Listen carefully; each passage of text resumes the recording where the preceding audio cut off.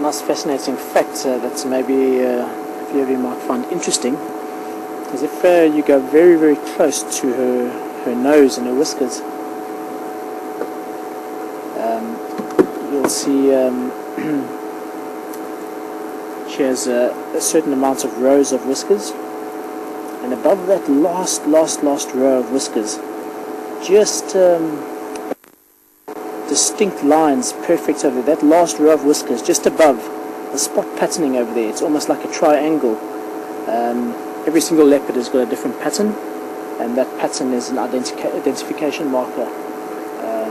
So by seeing the triangle, and then to the right that large spot just above that last row of whiskers closest to her nose, that's Karula's identity tag, like a fingerprinting. It would be a fantastic way to be able to identify her. So triangle and big spot to the right, it's one way to remember it. It's quite handy with the camera here, Alex, to be able to do that extended zoom. And beautiful to see that example.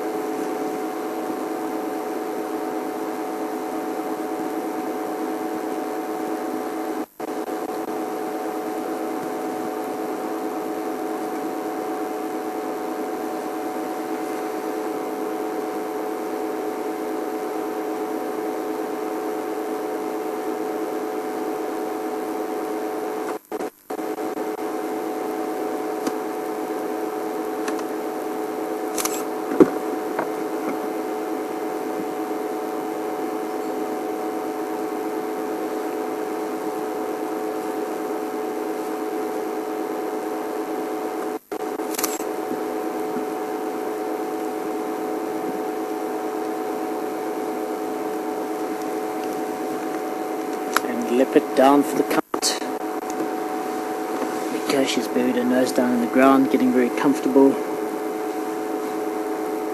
I think she's found a spot to rest. Very clever point for her to select. It's the highest piece of ground in the area. She has almost a 360-degree view of the next 100 meters all around her. So anything trying to sneak up on her should have a good opportunity. At the same time, any potential prey should pick up on it. Plus her camouflage hides her extremely well, so good chance to run. Stunning animal. Can we get a close up on that side of her face, Alex? Let's see the patterning on this side. See, you see another triangle. Yeah, triangle, almost identical. Look at the two sides of the nose. Got the triangle and the big spot on the left, and the triangle and the big spot on the right. Almost identical. It'll be an easy way to identify this female in the future for me.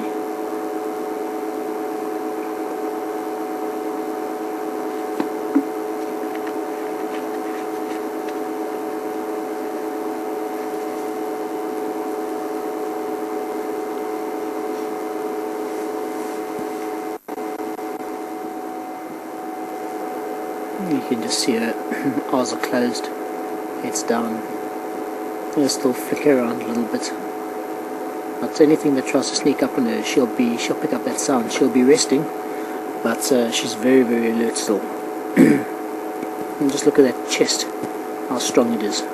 The muscle around the chest area.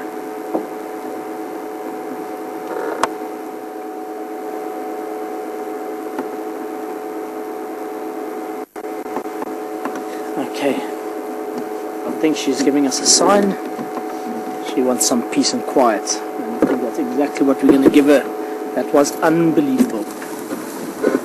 Straight in front of us, and oh, got something.